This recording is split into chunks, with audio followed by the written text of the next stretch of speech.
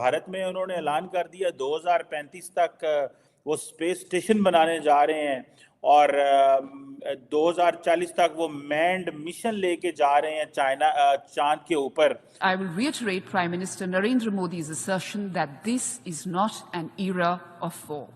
We must remain focused on our shared objectives to achieve our development goals and the partnership and cooperation that we will need for achieving these.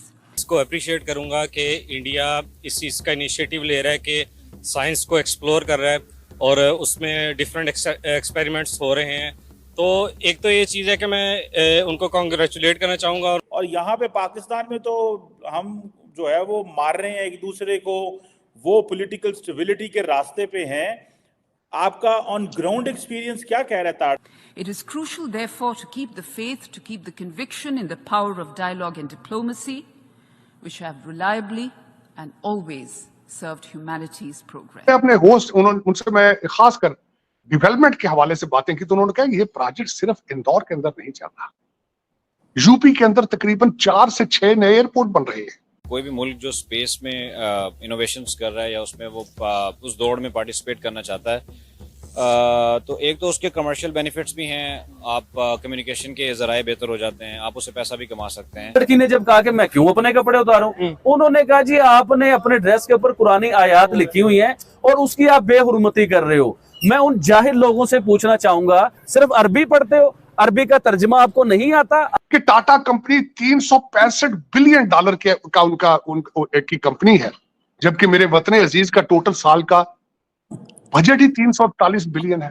एक mission जा रहा है, 4 लोग जा रहे हैं और इस पे इतना इकोनॉमी और इतना फाइनेंस एक्सपेंस आ रहा है और 2 लोगों की लाइफ है और बड़े प्रीशियस लोग हैं उनके, साइंटिस्ट लोग हैं उनके और एयरफोर्स के पायलट्स भी उसमें शामिल हैं। आई थिंक अरबी में तो बहुत सी ऐसी चीजें जो लिखी हुई जमीन पे पड़ी होती हैं, ये जाहिर लोग वो उठा के चूमने लग जाते हैं, चाहे उसमें गालियां लिखी हो अरबी के बीच में। अगर इंडिया का कंपैरिजन किसी के साथ बनता है ना तो वो चाइना के साथ करना चाहिए। अगर इंडिया को आप पाकिस्तान के साथ कंपेयर करते हैं तो इंडियंस अपनी इंसल्ट खुद करते हैं। उन्हें हर वक्त हमारे टॉपिक पे बात नहीं करनी चाहिए, because we are too small in front of them. ना तो हमारी इकोनॉमी उतनी है, ना हमारा साइज उतना है। और ये रावी वाला जो मुआहदा था ये इंडिया के हक में दिया गया था कि रावी का पानी जो है टोटली इंडिया का है, 1% भी पाकिस्तान का नहीं है। कर दिया 2035 तक वो स्पेस स्टेशन बनाने जा रहे हैं और 2040 तक वो मैन्ड मिशन लेके जा रहे हैं चांद के ऊपर। तार साहब, इंदौर में डेवलपमेंट्स बताएं और ये बताएं कि और यहाँ पे पाकिस्तान में तो हम जो है वो मार रहे हैं एक दूसरे को, वो पॉलिटिकल स्टेबिलिटी के रास्ते पे हैं। आपका ऑन ग्राउंड एक्सपीरियंस क्या कह रहा है तार साहब? ये जो इंदौर के हवाले से भी बताएं और ये जो मोदी साहब का प्लान है इस हवाले से भी कुछ शेयर करें सर। शीमा साहब, मेरा आज से तकरीबन 5 साल पहले जो पिछला ट्रिप था और उसको मैं उस 5 साल को और उसके बाद होने वाली सारी डेवलपमेंट को मैं उस लेंस से देख रहा हूं। मैंने न्यू दिल्ली को भी उसी लेंस से देखा है और मैं इंदौर को भी उसी लेंस से देखा। जिस तरह आपको मैंने बताया, सबसे पहले मैं जब उतरा हूं वहां पे, तो वहां पे उतरते ही जो मुझे सबसे बड़ी, जो पिछली दफा नहीं थी मेरे ख्याल एयरपोर्ट पे, देवी अहल्या बाई होलिकर का सामने एक पूरा म्यूजियम टाइप, उनकी तस्वीर, उनके स्टैचूज, वो सारी चीजें इंदौर के हिस्टोरिकल, और उनका बहुत बड़ा नाम है। यहाँ जो हॉस्पिटल है वो उसका नाम भी देवी अहल्या बाई होलिकर, और यहाँ पे एयरपोर्ट का नाम भी यही है, यूनिवर्सिटी का नाम है, हॉस्पिटल का। उनकी एक होलिकर फैमिली की एक पूरी एक डायनेस्टी मौजूद है यहाँ पे। लेकिन सबसे पहले जो आपने बात की कि निकलते ही पहला जो साइन वेलकम करता है एयरपोर्ट से बाहर कि द इंडियाज क्लीनेस्ट सिटी, छठी दफा इंदौर ने ये टाइटल लिया है कि क्लीनेस्ट सिटी। बल्कि कल मैंने फर्स्ट हैंड जो एक्सपीरियंस किया है कि जब मैं डाउनटाउन घूम रहा था तो वहां पे ट्रैश रिमूवल की एक गाड़ी फिर रही थी, जिससे लाइव लोगों को रिक्वेस्ट और जुर्माने की धमकी दी जा रही थी कि आप अगर ट्रैश फेंकेंगे तो जुर्माना किया जाए। 2015 में मूवमेंट शुरू की गई, 3000 से ज्यादा डस्टबिन लगाए गए और वो तकरीबन 5000 मीटर की दूरी पर उन्होंने उसको रखा ना, 500 मीटर के, हर 500 मीटर के ऊपर एक डस्टबिन लगाया। Home to home trash pickup किया गया। जो अचीवमेंट उन्होंने की है कि उन्होंने वेट और ड्राई ट्रैश को अलग अलग किया उसको, और उसके बाद तो सबसे ज्यादा वेस्ट, उन्होंने एक वेस्ट डिस्पोजेबल अपनी उसकी वेस्ट मैनेजमेंट को उन्होंने इनकम के तौर पे इस्तेमाल किया और मैं आई वाज शॉक्ड।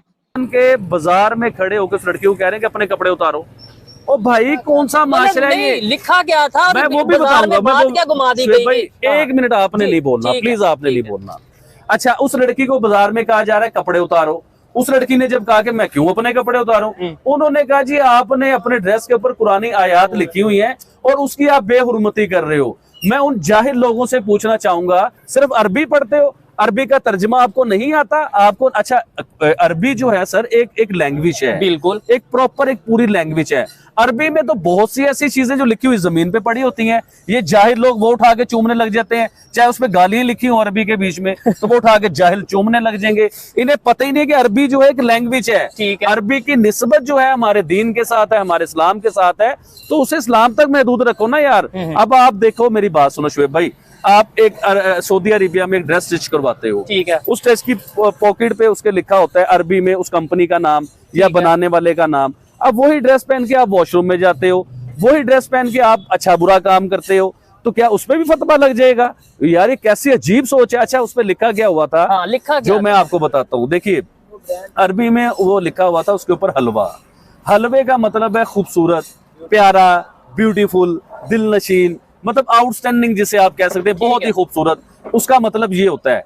इन्होंने उसका मतलब जो है वो आयत के साथ बना लिया कि ये है। अच्छा, वो बच्ची बेचारी, अब उस बच्ची के ऊपर आते हैं, वो डर के एक शॉप में घुस गई, एक दुकान में घुस गई। इवन के उस शॉप पे भी हमला होने वाला था। आप यकीन कीजिए कि उस बच्ची की जान बची है। देखिए, थोड़ा सा पीछे चले जाइए, वो श्रीलंका का जो शख्स था सियालकोट में, उसके साथ क्या हुआ था? जो मैंने दोस्तों से पूछा, 2020 के अंदर उन्होंने तकरीबन 14 करोड़ 15 करोड़ के करीब IMS जो इनकी यहाँ पे मैनेजमेंट है, उन्होंने उससे वेस्ट मैनेजमेंट से पैसे बनाए, वेस्ट, और उसका 8.5 करोड़ कार्बन क्रेडिट से पैसे बनाए। तो नॉट ओनली ये दुनिया के लिए एक मॉडल है कि आप किस, यहाँ पे मैं एक और यहाँ पे ऐड करना चाहूंगा, साउथ कोरिया इस वक्त पहला कंट्री है जो फूड मैनेजमेंट को कंट्रोल कर रहा है। घरों से जो आप फूड प्रेप करते हैं, फ्रूट काटते हैं, उनके छिलके, खाने के छिलके, सब्जियों के छिलके, उनको जब आप डिस्पोज करते हैं तो गवर्नमेंट उसको कलेक्ट करके उसको उसकी प्रोडक्ट्स बना रही है आगे, और इससे वेस्ट, जो फूड वेस्टेज है वो कंट्रोल हो रही है। तो मैं एक तो ये देखा मैंने कि यहाँ पे ट्रैश को किस तरीके से उन्होंने एक इनकम का सिलसिला बना के एक क्लीनर सिटी। लेकिन यहाँ पे ये जरूर मैं बताना चाहूंगा, गवर्नमेंट तो एक पॉलिसी बनाती है, गवर्नमेंट ने सिर्फ 3000 डस्टबिन बनाए हैं, उसको इस्तेमाल तो लोगों ने करना है।